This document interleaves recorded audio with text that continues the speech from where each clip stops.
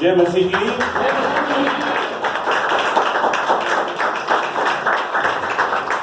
आज मैं बहुत खुश हूँ इस मिनिस्ट्री नॉमिनल लाइफ मिनिस्ट्री में, आज ही नहीं हमेशा। नॉमिनल लाइफ मिनिस्ट्री नहीं भी थी, उसके पहले से मैं रिकी, लीसा इन सबसे जुड़ा रहा हूँ, क्योंकि हम मिनिस्ट्रियों के कारण नहीं जुड़ते, आत्मा में जुड़ते हैं। हमें मिनिस्ट्रियों से, इन चीजों से जुड़ोगे तो कभी भी जुड़े नहीं रह सकोगे, मगर जब आत्मा में जुड़े रहोगे तो चाहे कोई मिनिस्ट्री हो या कोई हो, प्रभु जब जोड़ता है तो वो तोड़ता नहीं। हमें आज मेरे को मिनिस्ट्री खातिर थोड़ा सा कुछ बन के भी आना आप मेरे को ऐसे देखते नहीं है ना कभी, तो आप लोग आज सीखने के लिए तैयार हैं या खाली सुनने के लिए आए? अक्सर कलीसियाओं में लोग सुनने के लिए आते हैं, सही है? मैं सुनने से कुछ काम नहीं चलता। अब यार मेरा एक आईपैड में बहुत बड़ा प्रॉब्लम है, जब सिखाना चाहता हूँ तो बंद हो जाता है। तो मैं एक हेल्प चाहूंगा, ये आईपैड तो करता हूँ पर कोई एक जन यहाँ बैठ जाए जो हिंदी वर्सेस बड़े अच्छी तरह तेज आवाज में पढ़ सकता है, वो भी अच्छी तेज आवाज में आ जाए, पीछे वहां आ जाए, बाइबल लेकर आए। हाँ, बाइक में रख लो, बहुत अच्छा रहेगा।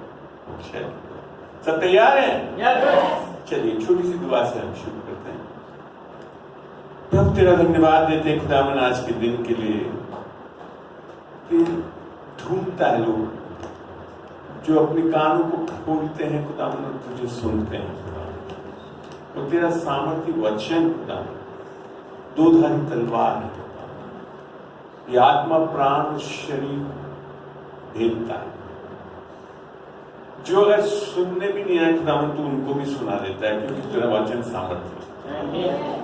और ये मैंने अपने जीवन में देखा है, जब मुझको तेरा वचन बदल सकता है तो हर किसी को बदल सकता है। धन्यवाद देता हूँ खुदावन इस समय के लिए, तेरे अनुग्रह के लिए, तेरे लहू के लिए और तेरे सुसमाचार की सामर्थ्य के लिए, ताकि आज हम जब खुदावन तेरी आत्मा से सीखे खुदावन तो कुछ आज लेकर जाए। यीशु के नाम से मांगते हैं।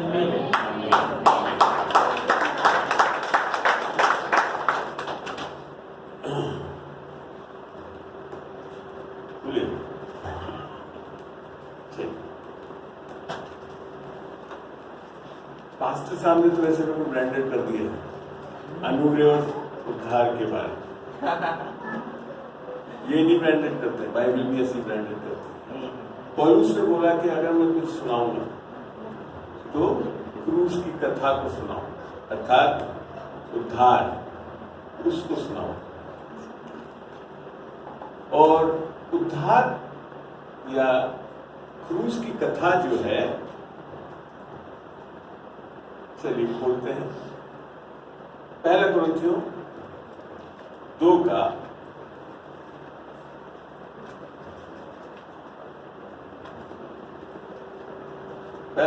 2 खोलिए। खोला किसी ने? आज आराम से पढ़ेंगे, जल्दी नहीं है। मेरे को बाइबल टीचिंग में जब मजा आता है जब ध्यान से कोई उसकी गहराई में जाने की कोशिश करता है। 17 पढ़ा, पहला कुरिन्थियों 1 का 17 पढ़ा जी। क्योंकि मसीह ने मुझे बपतिस्मा देने को नहीं वरन सुसमाचार सुनाने को भेजा है, और यह भी शब्द बहुत जल्दी सुपरफास्ट नहीं चलना, आराम से वचन एक वचन आपको गहराई में देखो सुनना चाहिए। यह बड़ा अजीब चीज करता है। आजकल क्या है, सारी कलीसियां बपतिस्मा देने में लगी है ना। और यहाँ पौलुस वो नबी जो नए नियम को 3/4 से ज्यादा लिखा है तो मसीह का चुनावा है, वो क्या बोल रहा है? अपने हवाले से भी नहीं बोल रहा है, बोल रहा है मसीह ने मुझे पढ़ना क्या लिखा होता है? बस मसीह ने मुझे, क्योंकि मसीह ने मुझे बपतिस्मा देने को नहीं वरन सुसमाचार सुनाने को भेजा है। आप समझ रहे हैं इस गहराई को? बपतिस्मा गलत नहीं, बपतिस्मा पूरी प्रीचिंग देता हूँ, टीचिंग देता हूँ, बहुत टाइप के बपतिस्मों के बारे में लिख रखा है, इब्रानी 6 में लिख रखा है, बपतिस्मों के बारे में सीखना चाहिए। पर तब भी पौलुस कहता है कि मुझे बपतिस्मा देने के लिए नहीं भेजा गया। जबकि आपको मैं बता दूं, पूरा क्रिश्चियन धर्म में पानी का बपतिस्मा सबसे ऊंचा उठाकर बैठे हुए हैं। मैंने पहले भी बताया, वापस दोहरा रहा हूं, पानी का बपतिस्मा गलत नहीं है। मैं बिल्कुल उसको पूर्ण रूप से समझता हूं, जानता हूं, मगर कई लोग जानते नहीं। मगर यहां लिखा है वरन सुसमाचार सुनाने को भेजा। अरे पौलुस, ऐसा क्या बात हो गई कि पानी का बपतिस्मा इतना सामर्थ्य नहीं और सुसमाचार ऐसा सामर्थ्य है? आगे पढ़ते हैं और आगे पढ़ो। ऐसा ना हो कि मसीह का क्रूस व्यर्थ ठहरे। यहां है प्रॉब्लम, क्योंकि खाली बपतिस्मा को ज्यादा आप उठा लोगे ना तो क्रूस का संदेश व्यर्थ हो जाता है। हम आए दिन हम इस सीखते रहते हैं कि हाँ पानी का बपतिस्मा ले लें तो मसीह बन जाए। मेरे को बताओ, पानी का बपतिस्मा खाली लेने से मसीह बन जाते? वापिस दोहरा रहा हूं, पानी का बपतिस्मा गलत नहीं, लेना चाहिए। बता दूंगा कि आज कंटेक्स्ट में क्यों लेना चाहिए। मगर पानी का बपतिस्मा से आत्मिक बदलाव हो जाता तो मत्ती 3:11 में ऐसा लिखा ना होता जो पढ़ के नहीं। मत्ती 3:11 जी, आराम से जल्दी से खोल लीजिए। मत्ती 3:11 यहाँ पे अगर लगा सकते हो बहुत ही अच्छा है। इस somebody है जी, पढ़ते हैं यहाँ से। मैं तो पानी में तुम्हें मन फिराव का बपतिस्मा देता हूँ। देखिए बहुत फर्क है। पानी का बपतिस्मा मन फिराव का बपतिस्मा था, आमीन। और यूहन्ना ने आकर देना शुरू किया था। अब बोलता है परंतु, मतलब एक और कोई बात भी है। परंतु जब शब्द आता है बाइबल में तो उसका मतलब है एक और कोई बात भी है। वो तो है, एक पहले की चीज तो है, वो सही है, ठीक है, उसमें कोई गलती नहीं है। अब वो कहता है मेरे बाद आने वाला है, अर्थात यीशु मसीह के बारे में बोल रहा है। वो मुझसे शक्तिशाली है।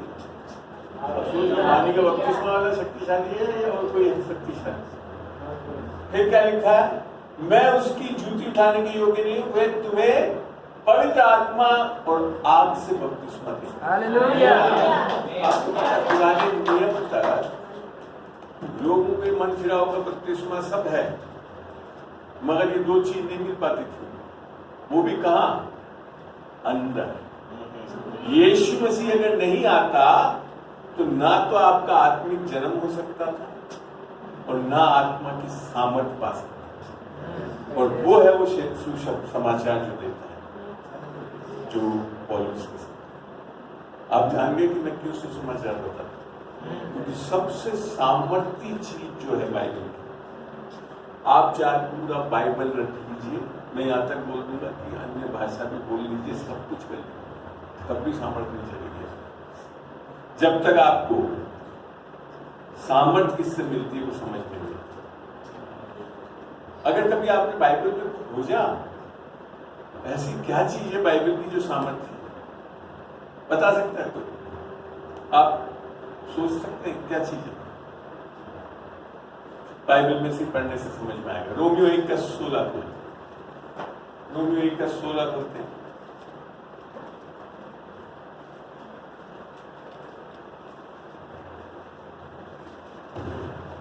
जी, यहां लिखा है क्योंकि वापिस पौलुस कहते हैं क्योंकि मैं सुसमाचार से नहीं लग जाता। मैंने सुसमाचार पे वो अहम जोर दे रहा है। मैं हम लोग कई लोग सुसमाचार से सुसमाचार बताएंगे, जबकि आपको पता नहीं वो एक ऐसी सामर्थ्य चीज है। मैं सुसमाचार से नहीं लग जाता इसलिए कि वह हर एक विश्वास करने वाले के लिए, पहले तो यहूदी फिर यूनानी के लिए उद्धार के नियमित क्या है? क्या है? परमेश्वर की सामर्थ्य है। परमेश्वर की सामर्थ्य चाहिए तो इसके लिए यीशु मसीह का आना बहुत जरूरी था, वो सुसमाचार का बताना बहुत जरूरी था, और उस सुसमाचार से ही वो सामर्थ्य अर्थात पवित्र आत्मा आपके अंदर आना। पूरी बाइबल पढ़ा दो, चर्चों में सब कुछ करा दो। मैंने आधे से ज्यादा चर्चों में जब जाकर या स्पेशली बाइबल क्लासेस में, जो बाइबल क्लास में मेरे को एक फायदा है, खाली एक चर्च के लोग नहीं आते, बहुत चर्च के लोग आ जाते हैं, तो मेरे को बहुत चर्चों की स्थिति पता पड़ जाती है। जब मैं ये बात पूछता हूं सुसमाचार क्या है? परमेश्वर का वचन, निसंदेह परमेश्वर के वचन में सुसमाचार। क्या सब कुछ परमेश्वर का वचन सुसमाचार है? नहीं, यहां तक कि परमेश्वर के वचन में सब कुछ सही लिखा हुआ है, और आप जानते हो सारा परमेश्वर का वचन सत्य भी नहीं है। आज थोड़े झटके लगेंगे आपको, इवन ऑनलाइन वालों को भी लगेंगे, ऑनलाइन वाले को ज्यादा लगेंगे। सारा वचन कल ऐसे कैसे बोल सकते हैं? बाइबल तो बाइबल बिल्कुल सही रिकॉर्डेड है।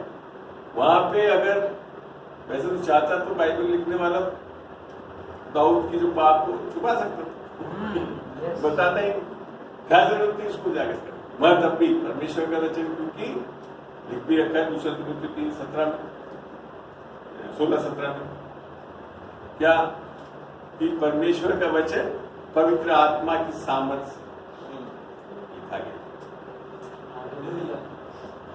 उदाहरण के तौर पे अगर एकदम खोले उत्पत्ति 3:3, मैं उदाहरण बता रहा हूं कि जो लोग सोचते हैं कि सब कुछ सत्य है, परमेश्वर का मतलब है सब, परमेश्वर का वचन सही जरूर है पर सब कुछ सत्य नहीं है। परमेश्वर बोला क्या लिखा है? इसको आगे तक पढ़ेंगे। पर जो वृक्ष वाटिका के बीच में है उसके फल के विषय में परमेश्वर ने कहा है। ये कौन बोल रहा है? हव्वा बोल रही है। शैतान ने जब पूछा उसको, तुम इसका खाना, तुम उसको खाना और कि ना तो तुम उसको खाना और ना ही उसको छूना, नहीं तो मर जाओगे। अगला वचन 4, क्या लिखा है यहाँ पे? तब सर्प ने स्त्री से कहा, तुम निश्चय ना मरोगे। क्या ये सत्य है? क्या ये सत्य है? नहीं। सत्य क्या है? मर जाने। उत्पत्ति 2:16-17, ज्ञान के वृक्ष के फल को मत खाना, क्योंकि जिस दिन तुम उसे खाओगे तुम्हें अच्छे और बुरे का बोध हो जाएगा और तुम निश्चय ही मर जाओगे।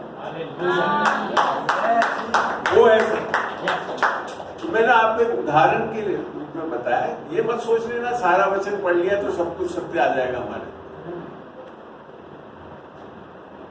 वचन को इसी के लिए बोलता हूं मैं, पढ़ो तो सोच समझ के थोड़ा दिमाग भी लगाओ। तर पढ़ के खुश हो जाते, आज परमेश्वर कैसे खुश हो।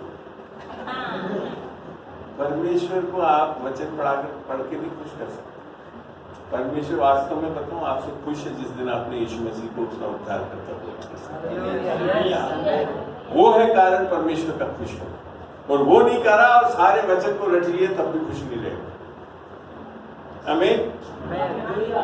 तो मैं आज आपको यहाँ से इस डोमिनियन लाइफ मिनिस्ट्री की इसके लिए मेरे को अच्छा लगता है कि यहाँ सच्चाई बताई जाती है, और कभी कभी कड़वा सच्ची बताया, और सच्चे सही में कई बार कड़वाई होती। आप कई बार मैं देखता हूं लोग भ्रम में हैं, पूरे भ्रम में हैं। किसी ने बता दिया परमेश्वर का वचन सत्य मानने लगा। अगर सत्य था तो लगाइएगा इधर पे यूहन्ना 8:32, यूहन्ना 8:32। युद्ध हो रहा है, युद्ध। आमीन आमीन आमीन। मैं जीतोगे सवाल, क्योंकि आपका योद्धा आप नहीं है, वो यीशु मसीह है हमारा। 8:32 लगा जी, 8:32। परंतु उसने उनसे कहा, ये पता किसको कह रहा है? अगर आप ऊपर से पढ़ोगे तो यहूदी लोग बैठे हैं ना वहां, और उन्होंने अब यीशु मसीह पर विश्वास भी कर लिया है। ऐसे ही लिखा हुआ है, ऊपर से पढ़ो, पढ़ना करते जाकर पढ़ना। नहीं बच्चा नहीं सही है, सही है। योजना 8:32 मैं ये कह रहा हूँ, जब 8 को पढ़ोगे तो जो संदर्भ बता रहा हूं मैं, वहां पे यहूदी लोग बैठे हैं यीशु मसीह के सामने और वो उनको बोल रहा है।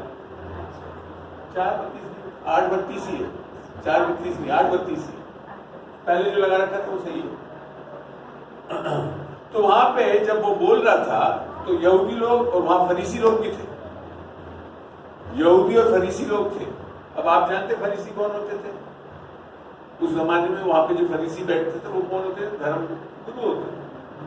अर्थात उस टाइम जो भी बाइबल लिखी हुई है, जिसको हम मान रहे सही है, सत्य मानते भी, उसको जानते थे, है? जानते थे ना। अब उनको यीशु मसीह क्या बोल रहा है? और सत्य को जानोगे, और सत्य मेरे समझ में नहीं आया पहले, ये तो ऐसे वाले हैं जो सारी बाइबल जानते हैं, उनको आप बोल रहे आप सत्य को जानोगे। देखते हैं संदर्भ, मतलब जो बाइबल जानते थे उस जमाने के, रात दिन और सारी वो टेंपल में खड़े होकर उसकी आयतों को पढ़ते थे, सब कुछ करते थे। तोरा तो जो पहली 5 किताबें थी उसको तो यहाँ मैंने रटा हुआ था उन्होंने, और उनको यीशु मसीह बोले सत्य को जानोगे। तो अगला वर्ष लगाना है इसके बाद 8 का क्या उत्तर दिया उन्होंने? देखा, जब यीशु मसीह ने उन्हें चैलेंज करा या बोला कि सत्य को जानोगे तो सत्य तुम्हें आजाद करा, तो क्या बोला उन्होंने?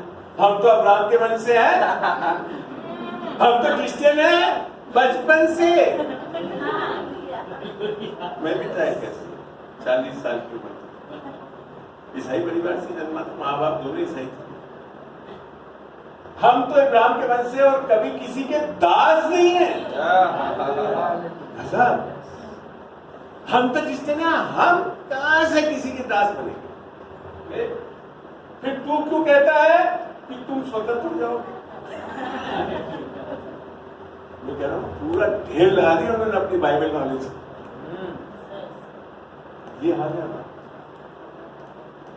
हम सोचते हैं कि हमने थोड़े दिन आकर चर्च में बैठ गए, बाइबल पढ़ लिया, ज़बूर बबूर रख लिया, माहिर हो गया। नहीं हो सकता।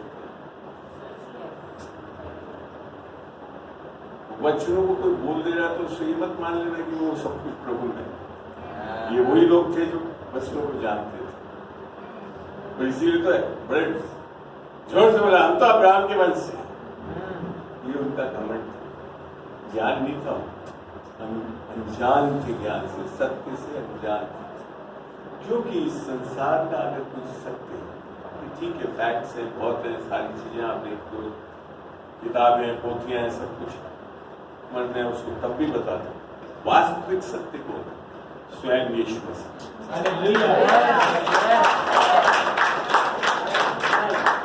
मैं सांसारिक ज्ञान से बहुत पढ़ा लिखा, मैं आपको कई बार बता भी चुका हूँ।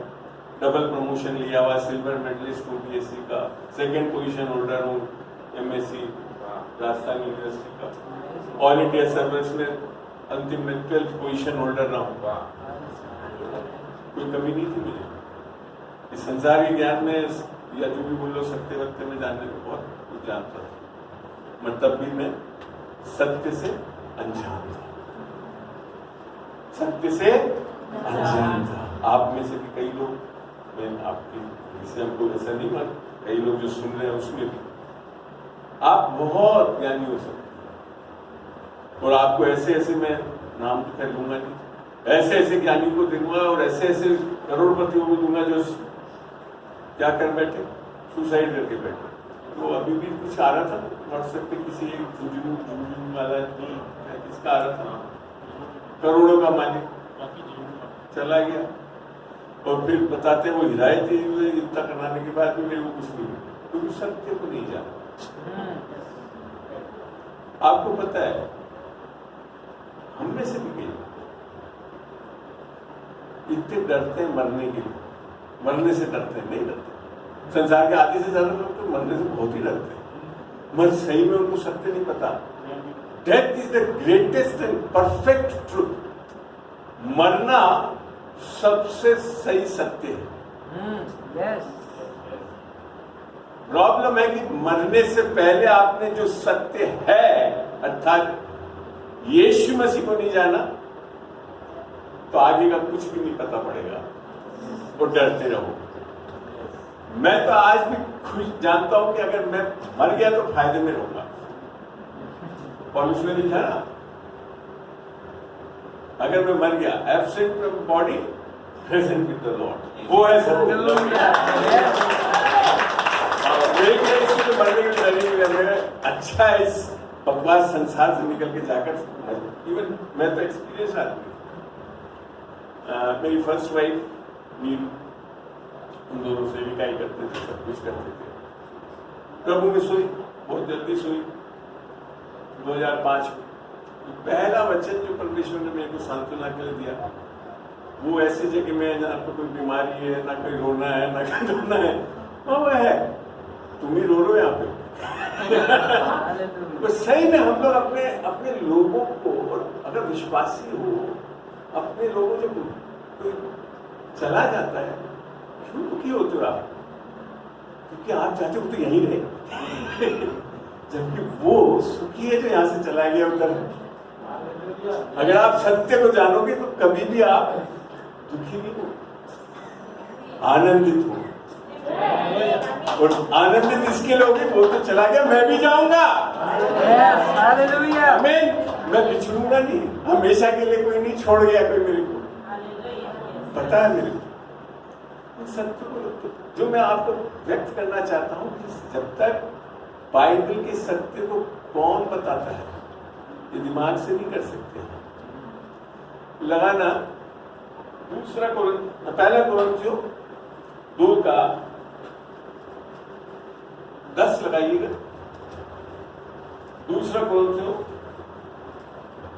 पहला कोरिन्थियों 2:10 पहला कोरिन्थियों 2:10 क्या लिखा? कैसे इस सत्य को प्रकट करना चाहता है परमेश्वर. मैंने आपको बताया ना, मैं हमारे परिवार में ऐसे ऐसे लोग रहे हुए हैं, मेरे संपर्क में रहा हूं जो रेवरेंड, राइट रेवरेंड सब रहे. और मैं जब नया नया प्रभु में आया था, वचन ज्यादा जानता नहीं था, तो जाकर उनसे कभी कभी बोल देता था ऐसे ऐसे शुभ समाचार होता है. रिव्यू में भी देखते थे. लंदन से आए हुए हम, बाइबल कॉलेज से करे. मैं आपको बता दूं, बिशप होते हुए भी वो नहीं जानते थे यीशु मसीह. यस. आज मैं इतना खुश हूं, चाहे मैं बाइबल पूरा नहीं भी जानूं, और मैं उस बाइबल के सत्य को जानता हूं. और वो क्या करेगा मुझे? परंतु परमेश्वर ने उनको अपने आत्मा के द्वारा हम पर प्रकट किया है. ये बाइबल आपके सामने प्रकट नहीं हो सकती खाली बाइबल पढ़ लेने से, इस दिमाग से. लिख रखा है क्योंकि आत्मा कुछ बातें बताती है, सब बातें, हालेलुया, वरन परमेश्वर की गूढ़ बातों को भी जांचते हुए बताती है. हालेलुया. अगर आप सही में मसीह को जान चुके हैं, इस सत्य को जान चुके हैं, इस उद्धार को पा चुके हैं जो सामर्थ्य को दे चुका है, आप सबसे भाग्यशाली, तो मैं क्या बोलूं, आशीषित हैं. भाग्यशाली बाइबल में वर्ड ही नहीं है. भाग्यशाली तो आपको शैतान की ओर से मिलता है. सब करके बोल देगा ऐसा ही लिखा था. चुरा लेगा, सब कुछ कह देगा, ऐसा ही लिखा था. वो भाग्य बता देता है. ऐसे हम आशीषित.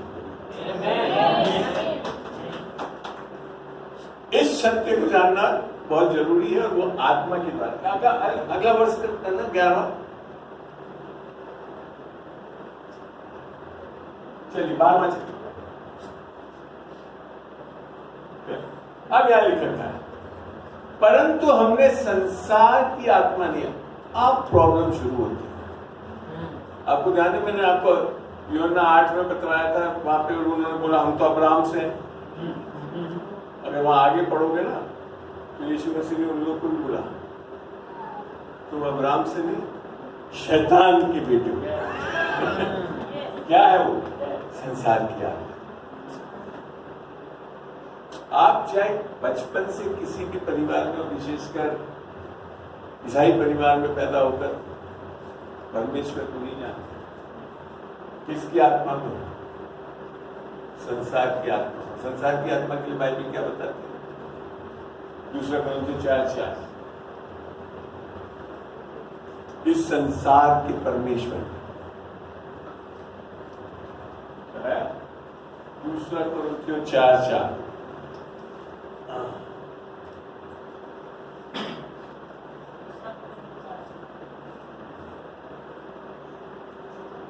दूसरा Corinthians 4:4 में 4th chapter 4th verse।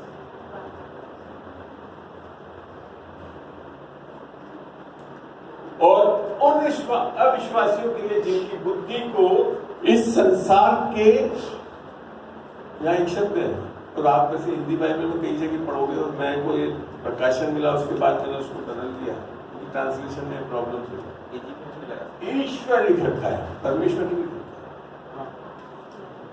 ईश्वर ने अंधी कर दी है ताकि मसीह जो परमेश्वर का प्रतिरूप है उसके तेजों में सुसमाचार को प्रकाशित करे। अब आप जानते हो शैतान आपको बाकी वचनों को नहीं ढांपता है, बड़े आराम से बता देता है। यीशु मसीह को वचन से ही बोला उसे, जब उसको टेम्प्ट करा, मगर क्या ढांपता है वो? जो सामर्थ देने वाला वचन है सुसमाचार। मैंने बताया ना, आप बाइबल की सारी चीजें पढ़ चुके होगे, सारी डॉक्ट्रिनें पढ़ चुके होगे, सब कुछ पढ़ चुके होगे, अगर सुसमाचार आपको नहीं पता पड़ा, सब बेकार है। और मैं क्योंकि बाइबल क्लास कराता हूँ, इंटरेक्शन करता हूँ, अभी भी 19 तारीख को दिल्ली में करके भी यही प्रॉब्लम फेस करते हैं।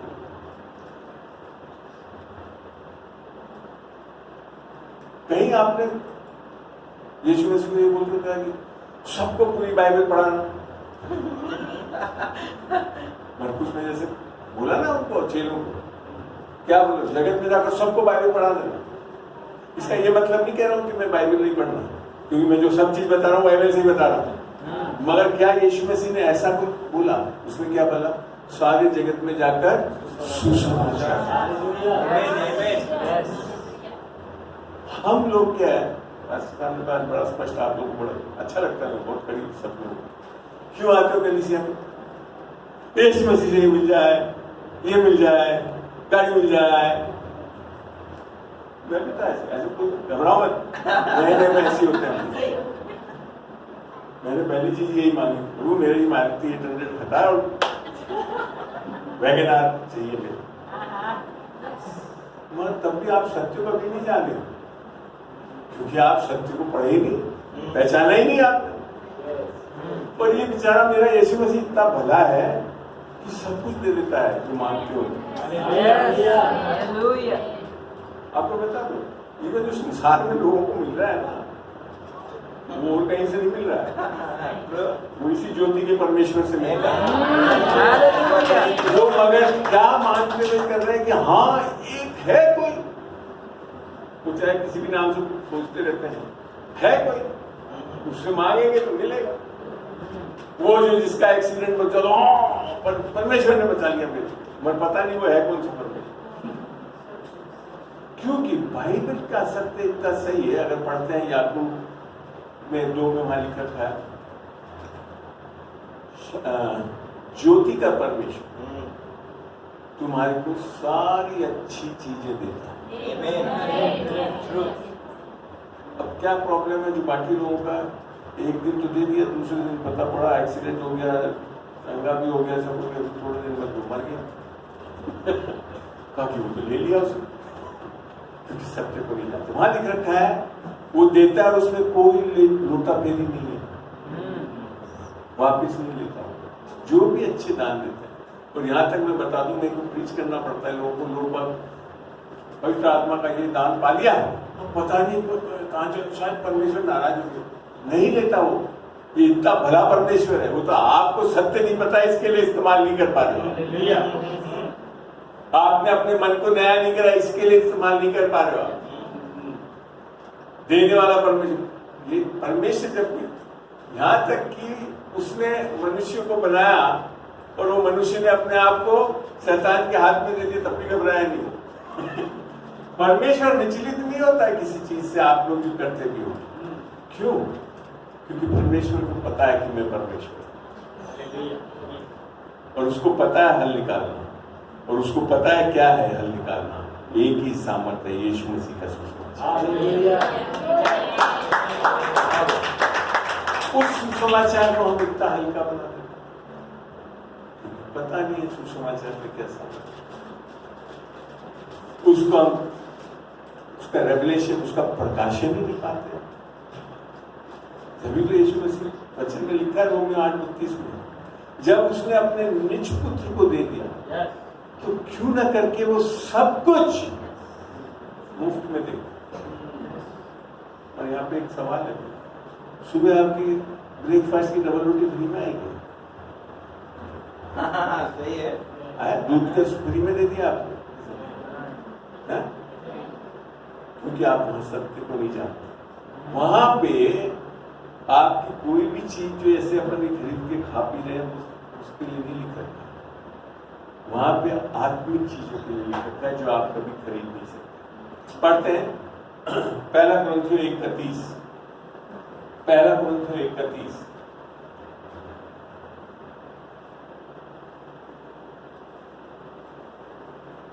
क्या लिखा है? परंतु उसी की ओर से, किसकी ओर से? अर्थात पिता परमेश्वर की ओर से तुम मसीह यीशु में हो, आपकी ओर से नहीं हो। आप अनुग्रह में आपको बता रहा हूं ना, अनुग्रह में प्रीच करता हूं तो बताना पड़ेगा कि आपके बल से नहीं हो। आप परमेश्वर पिता की ओर से तुम यीशु मसीह में हो, जो परमेश्वर की ओर से हमारे लिए ज्ञान ठहरा। ये बिल्कुल मुफ्त है। यहाँ तो यूनिवर्सिटियों में जाना पड़ता है, सब जगह जाना पड़ता है। जब यीशु मसीह के पास आओगे तो एक ज्ञान मिलता है। ये लिखा है अर्थात धार्मिकता। धार्मिकता आप कमा नहीं सकते, आपके कर्मों के द्वारा कमा नहीं सकते। और पवित्रता, देखो बाइबल के वचन में से बोल देंगे, पत्र में लिख भी रखा, क्योंकि वो पवित्र है तो तुम भी पवित्र बनो, है ना? फिर लोग पवित्र बनने की कोशिश करते हैं। पवित्र आत्मा में, अर्थात आपकी आत्मा में पवित्रता कैसे आती है? आपकी सामर्थ्य से नहीं आती। यस, आगे बताऊंगा। और छुटकारा, आपने से कितने लोगों ने छुटकारा पाया? मुफ्त में आए बैठे हैं सालों साल। मैंने रिसेंटली एक मेरे उसमें यूट्यूब में डाला भी था, एक भाई राजकुमार जी का, करीब 9 साल तक उसकी वाइफ कभी मुस्कुराई नहीं, बंधन में फंसी हुई। हमारे यहाँ पे आई, वो कमरे में घुसी नहीं, वहीं पे धड़ गिर गई। यूनिवर्सिटी चलती थी, लोग वो बाइबल क्लास टाइप करते थे, तो बिल्कुल ठीक है। उसके विद इन 10 सेकंड में बोली दवाई पे, 10 सेकंड के अंदर उसमें मैं ठीक हो गई।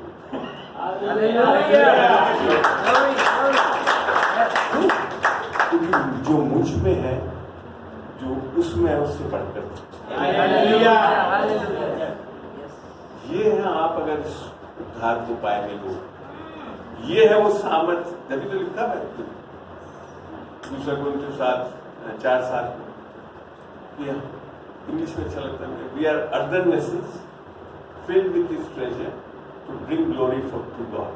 हम मट्टी के पात्र हैं और उसकी सामर्थ्य, तो वो सामर्थ्य क्या थी? सुसमाचार के द्वारा पवित्र आत्मा की सामर्थ्य आप में भरता है, ताकि रिकी थापा जी की ग्लोरी हो, रत्ना स्वामी की ग्लोरी होता है, उसकी ग्लोरी। आप देख लीजिए बड़े बड़े क्रूसेड्स में, मैंने हिंदी में देख रहा था बॉम्बे वाले क्रूसेड, एक लड़की हील होकर आई, उसको गवाही के लिए ऊपर बुलाया, तो उसने उससे पूछा, तुम मेरे को जानती हो? तो उसने बोला, तुम यीशु को जानती हो? नहीं। क्या है वो सामर्थ? ये सामर्थ यीशु आपको प्रकट करना चाहता है, मगर जैसे उसने बोला, ये मैंने नहीं, यीशु ने तुझे चंगा किया। हालेलुया। मैं नहीं चाहता तो कह सकते मैं तुझे चाहता नहीं, कभी मत लेना। ये परमेश्वर अपनी महिमा किसी को नहीं देता, मगर ये परमेश्वर अपनी महिमा किसी को नहीं देता, मगर नहीं इसमें कुछ नहीं, अपनी महिमा मगर नहीं इसमें कुछ नहीं।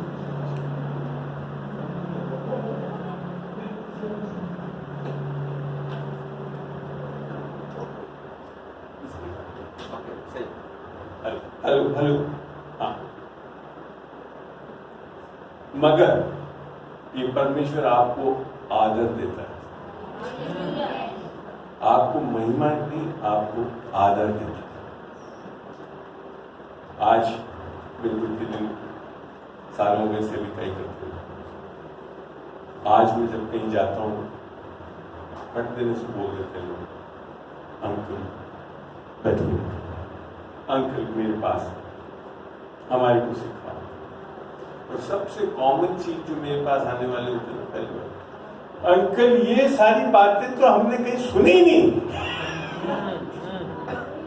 ये हमारे लोग बाग हमारे कलीसिया में क्यों नहीं सुनाते। मैं कभी नहीं बोलता हूँ कोसो आपकी कलीसिया वाले, अगर आज भी आप सत्य को जान रहे हैं और सुन रहे हैं और पा रहे हैं तो सीखो, वो चीज जाकर लोगों को बताओ जो नहीं जानते। कभी कोसते मत रहना कि हमारी कलीसिया में क्यों नहीं सिखाते, ऐसा क्यों बोलते हैं, नहीं, कभी निरादर मत करना। निस्संदेह हर कोई जिस भी स्थिति में है वो परमेश्वर है, उसको आज चाहे हमारा पीएम हो कोई भी हो, उसको ठहराने वाला परमेश्वर है। सुबह से शाम तक हम लोग बुराइयां करते, बाइबल पता बुराई करने के लिए नहीं लिखी, तिमोथी में लिखी तो उनके लिए प्रार्थना करो ताकि आप सुख शांति और चैन में जी सकें। हम क्या सुबह से शाम तक गॉसिप, बुराइयां, ये कर दिया, वो कर दिया, ऐसा कर दिया, वैसा कर दिया। ये नहीं जो करने के लिए बोला वैसे वो कर रहे, वो पता ही नहीं हमको ये करना है। मेरे को जिस दिन पता पड़ा, वो बल्कि बहुत बड़े बुजुर्ग जो कि मेरे रिश्तेदारी में भी थे, दादा के रूप में थे, एक दिन वो बैठे हुए थे, अच्छे प्रभु के वचन को बताते थे, सब कुछ करते थे, कहीं से बुजुर्ग हो गए थे, अब तो घर में ही जाते रहते, उनके पास में जा जाकर बैठ जाता था कभी। तो एक दिन मेरे को अरे ये फलाना राज्य चल रहा है, ये इसमें ऐसा हो रहा है फलाना। मैंने कहा अंकल आपके राज्य क्या बताता है, इसके बारे में सुना आपने? जिस राज्य को आप कई बार बोलते हो परमेश्वर के राज्य में होना, अपना राज्य तो इस बाइबल से चलता है। कभी पढ़ा आपने ऐसे राज्य जो चला रहे उनके लिए क्या करना है? ये करना है कि बुराइयां करते रहना? जब उस दिन मैंने बताया था, मैं प्रभु का धन्यवाद देता हूँ कि आप आए और मेरे को सत्य बता दिया। उस दिन के बाद उन्होंने कभी भी बुराई नहीं की। अगर आप इन सत्य को जान जाओगे, इस बाइबल को आत्मा से सीखो, तभी प्रकट होगा। मैंने बताया ना, अन्यथा तो एक और दूसरी आत्मा लेकर बैठेगी आप। इस समझ से तो आप बाइबल को मानते हो, बिल्कुल सही है। मैं जब करने लगता हूँ तो पौलुस भी बोलता था एक बार कि मैं जब जानता तो ये सही है, मगर जब करता हूँ इसके लिए नहीं करता हूँ। क्यों? क्योंकि उसने उस टाइम जब वो बाइबल को बता रहा था तब उसको उठा तो पाया था, इसके लिए समझा रहा था कि आप लोग क्या, हम और आप क्या करते हैं। बाइबल को ऐसा बात नहीं कोई मना कर देता है। मैं अभी रिसेंटली मेरे एक फ्रेंड को बोला, कुछ लोगों मैंने बाइबल भी पढ़ रखी, मैंने कुरान भी पढ़ रखा है, सब पढ़ रखा है। और मैं आपको ही बता दूं, शास्त्रों में कोई खराबी नहीं है। अगर कोई भी शास्त्र को ढंग से पढ़ोगे आप तो अच्छी चीजें लिखी। शायद ही कोई शास्त्र है जो बोलता है कि माँ बाप की बुराई करो, आदर मत करो, झूठ बोलो।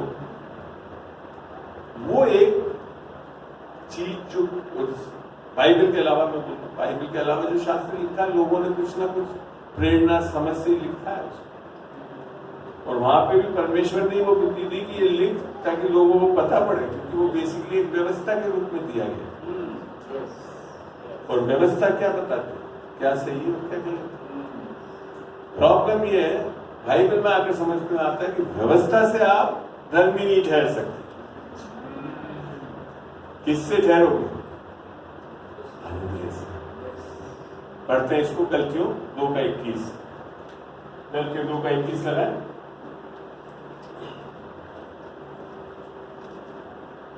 क्या बताया मैंने, हम लोग जाकर बुराइयां करने लगते हैं, कभी नहीं करते। तो मैं तो बड़ा खुश होता हूं कि उनके शास्त्रों में यीशु के बारे में सब शास्त्रों में लिखा है। अनफॉर्चुनेटली अपने भाई को सब अनफॉर्चुनेटली वर्ड भी लगा है, बाइबल में उनके परमेश्वरों के बारे में नहीं लिखा है। आपके परमेश्वर के बारे में उनके शास्त्रों में भी लिख रखा है, भविष्य पुराण में लिख रखा है, वेदों में लिख रखा है, कुरान में तो यीशु का नाम बिना बताए भी बाकी उनसे ज्यादा बार आया। तो उठाओ तो सही। और कई बार आप सही में, आप में से कितने हिंदू फेथ से आए हैं, तो प्रभु कितने लोग अन्य जाति हिंदू फेथ में चलने वाले कितने लोग हैं। अब आपको मैं बताता हूं गलती क्या है वहां पे, समझ पूर्ण रूप से नहीं है। हिंदू फेथ के अनुसार पुनर्जन्म को मानते हैं, ठीक है, हिंदू फेथ के अनुसार सत्य नहीं है, कहीं ना कहीं कुछ गलती जो आज समझा, मगर उस चीज को लेकर आप सुसमाचार बता सकते। मैं अक्सर जब आते हैं नए लोग, क्योंकि बाइबल तो पढ़ा हुआ नहीं है उन्होंने, उसके बारे में सुना हुआ है, वो भी पढ़ा हुआ नहीं है, वैसे सुना हुआ है, तो मैं उनसे इतना सा ही सवाल पूछता हूँ तो ये आप बताओ कि मोक्ष क्या है हिंदू धर्म में, मोक्ष क्या है। तो मोक्ष एक्चुअली में हिंदू धर्म में, मोक्ष हिंदू धर्म में कुछ नहीं है, यही लिख रखा है वहां पे, जब आपकी आत्मा जाकर परमात्मा से एक हो जाए उसे मोक्ष हो। सही यही बोलना चाहते थे। हाँ, वो और मगर उसमें और भी चीजें जुड़ जाती है, और शरीर का मोक्ष और वो सब चीजें में हो जाती है। मेन जो मोक्ष है वो जब आपकी आत्मा जाकर परमात्मा से एक हो जाए उसे मोक्ष है, जो कि बाइबल भी यही बताती है। पहला कोरिन्थियों 6:17, जो प्रभु के साथ संगति करता है वो उसके साथ एक आत्मा हो जाता है। प्रॉब्लम ये है कि यहाँ अच्छा है प्रभु है, जीते जी पता पड़ जाता है, वहां है कि मरने के बाद पता। तुम्हें कहते हैं मरने के बाद जानना चाहते हो तो पहले जानना चाहते हो? पहले तो सबसे पहले आप भी बोले ना, तो वो लोग हाँ बताओ। अब मैं कहता हूँ आप वहां पे जब मोक्ष को मानते हैं वहां, तो वहां ये मानते हैं वो लोग कि हमको जन्म मिला, और सीधा ही बोलते हैं कि मनुष्य योनि में बैठे तो कुछ ना कुछ बहुत, मैं उनको बड़ा स्पष्ट बता देता हूँ, जब मुझे बोल रहा हूँ वो आपकी माइथोलॉजी सत्य नहीं है। तो योनि में बैठे हो आप, मनुष्य योनि, मैंने पुराने आपने बहुत अच्छे कर्म करे इस मनुष्य में। अब मैं कहता हूँ उनसे कि आप मेरे को कुछ ज्यादा बताना हो, मगर आप जानते हो कि इस योनियों में आपको बहुत कुछ ऐसा करा है जो सही नहीं है, पर हिला लेते है ऐसा कोई दोस्त? बाइबल से पता है मेरे को सत्य, सबने पाप किया और परमेश्वर की महिमा से रहित है, और मैं अगर बोलूं या नहीं बोलूं मैं जानते हैं कि वो पापी है। तो मैं कहता अगली योनि मिलेगी क्या आपको? सोच के बताओ, अगली योनि मिलेगी क्या? निसंदेह को नीचे वाले में जाओगे आप, मनुष्य को नहीं रहोगे। तो मैं कहता हूँ इसमें से निकलोगे कैसे आप? कब तक ऐसे चक्कर खाते रहोगे? अब मैं लाता हूं उनको फिर बाइबल की बात, यूहन्ना 3:3 पढ़े कोई? यूहन्ना 3:3 इनफैक्ट इंग्लिश में है, सही है, वहां यूं लिखा हुआ है, बाइबल भी है क्या आपकी इसमें? हाँ, इंग्लिश वाली डालना बेटा, इंग्लिश 3 जॉन 3:3। हाँ, यहाँ लिखा है Jesus answered and said unto him, Hindi में लिखा है, ये परमेश्वर यीशु मसीह ने कहा, सत्य कहा कि जब तक तुम नया जन्म हुआ, शब्द आता है अपने बाइबल। यहाँ लिखा है except a man is born again. कौन कौन हिंदी इंग्लिश ट्रांसलेशन अच्छी तरह जानता है? करते रहे, पढ़े हो गए स्कूल में? नहीं, वैसे ही बताओ, आप में से बताओ। पढ़ते थे तो करते है ना। बॉर्न अगेन की अगर हिंदी बनाए तो क्या होगा? पुनर्जन्म, दोबारा जन्म लेना। आई बात समझ? बाइबल में उनकी बात को लिख रखा है यहाँ पे, पुनर्जन्म। अब हम जाकर बोलते हैं हिंदुओं के लिए, हिंदी वाली खोल ले बेटा, हिंदी वाली खोल। हम जाकर उनके पास तुम लोग गलत जानते हो, फलाना जानते हो। अभी आपको मैं बताता हूँ बाइबल का व्यक्ति क्या बोल रहा है। आगे पढ़े 3 का 4। निकोदिमस, कौन था निकोदिमस? फरीसी, यस, है ना? ऐसा ये लोग नहीं को बताया था, इनको तो पता है। फरीसी कौन सा था? वो चर्च का गुरु था, है? वो क्या बोल रहा है? निकोदिमस ने उससे कहा, मनुष्य जब बूढ़ा हो गया तो कैसे जन्म ले सकता है? क्या वो अपनी माता के गर्भ में दूसरी बार प्रवेश करे? पर बेचारे आपके अन्य जाति वालों को फिर वो सुनो, आपका निकोदिमस भी यही बोल रहा है, मैंने वापिस जन्म लूं मैं। बात समझ रहे हैं? उस समय का धर्म गुरु को भी नहीं समझ में आया कि बॉर्न अगेन क्या है। उसने भी यही सोचा पुनर्जन्म। बेचारे हमारे उस अन्य विश्वास में जो चल रहे हैं उनके ऊपर हम क्यों कोसा कर सकते? समझाओ उनको सब। बाइबल भी बता रही है कि पुनर्जन्म होना है, पर पुनर्जन्म क्या है वास्तव में हिंदी में सही लिखा है, ऊपर 3-3 लिखा है, 3-3 कर नए सिरे से जन्म। बहुत अच्छा, हिंदी इज वेरी परफेक्ट। नए सिरे से जन्म लेना, और नए सिरे से आपको पता है हम क्या है, ये शरीर जो चल रहे हैं ना, ये हमारा शारीरिक, इससे तृप्त हो जाते कि हम ये हैं। लिखित था बजिया, क्या परफेक्ट है, बढ़िया बाल बना रखे हैं। वास्तव में आप ये नहीं हो।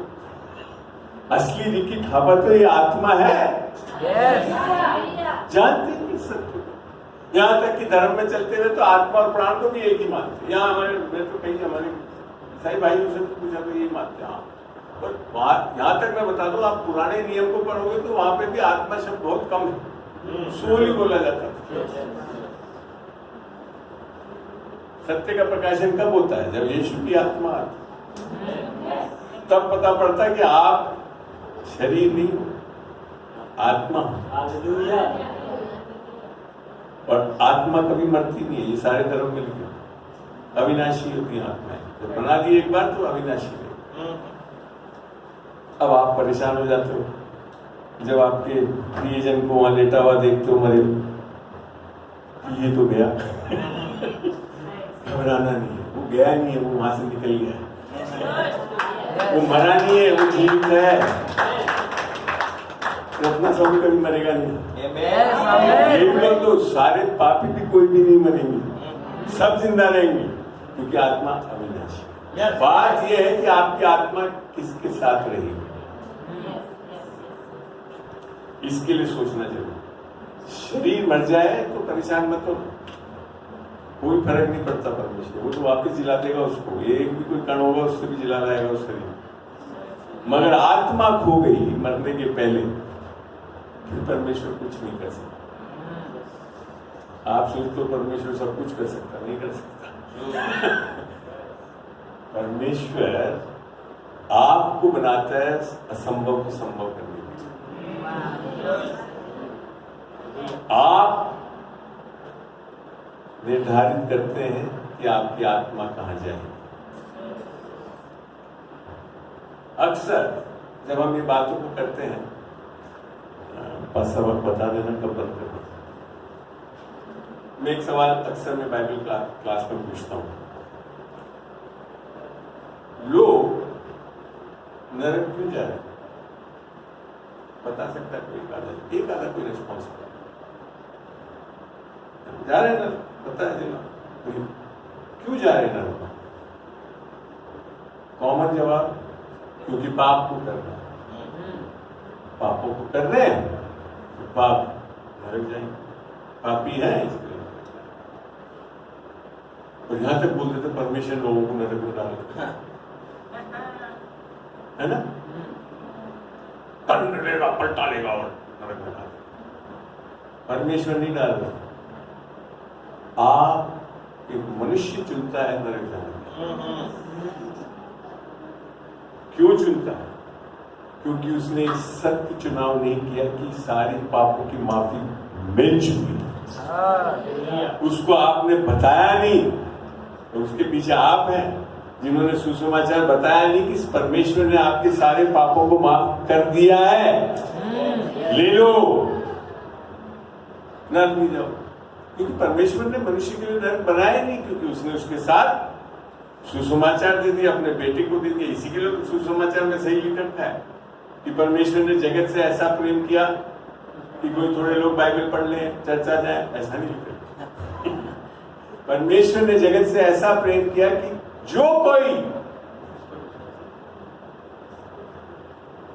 किस पे, यीशु मसीह अपने इकलौते बेटे उस पे विश्वास करे तो वो नाश ना हो। हम तो क्या सुसमाचार में बताते, ये नहीं बताते नाश कहाँ होने वाले। हम तो हमेशा हाँ हेवन जा रहे हैं, हेवन जा रहे हैं। अरे बाइबल में सुसमाचार में नाश के बारे में भी लिख रखा है, कभी हेल के बारे में भी बताया करो, नरक के बारे में भी बताया करो लोगों को। वो आनंद शिव। तो जब आप सत्य को पेश करते हैं ऐसे कि हम नया जन्म पा सकते हैं, परमेश्वर हमको नया जन्म देना चाहता है, इसके लिए देना चाहता है क्योंकि सुसमाचार है। अब आपको मैं बताता हूँ सुसमाचार में सामर्थ्य क्यों है। हम तो खाली यीशु मसीह हमारे पाप के लिए मारा गया, गाड़ा गया, किसी दिन जी होती हमने और बताया। उसके पीछे समझे तो सही क्या हो रहा है, समझते ही। ऊपर से पैशन ऑफ क्राइस्ट देख लिया, जीसस का सीडी देख लिया, क्रूस पे टंगा हुआ देख लिया और सोच लिया थोड़े खाली होता है इसके पिता इतने में से निकले। वास्तव में अगर देखोगे ना उसने क्या किया, पढ़ते हैं खोलना है ये शायद 53 का 12, ये शायद 53 का 12।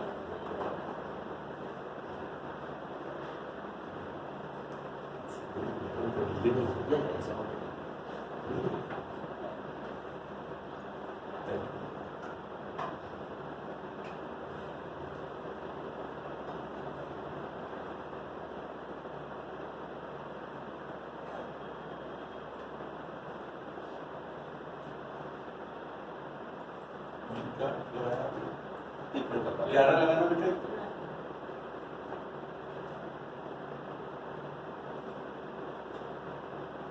There is a verse, the one his visage was that English में जो है 53 का यही है। 12 11 12 13 में 10 से जाना बेटे।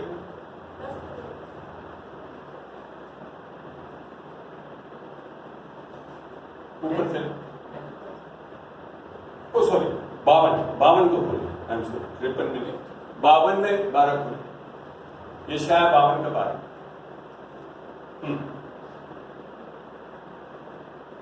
अब 11 पे आ जाए, 11 पे जाए, 52 का 11।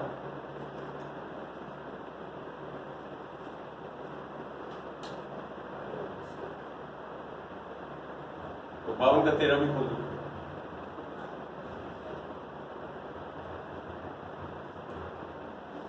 Can you find it out? विसेज के बारे में ये शायद 52 का 9, वो ऐसा लोथ बना दिया गया, ऐसा कुछ लिखा हुआ 52 में।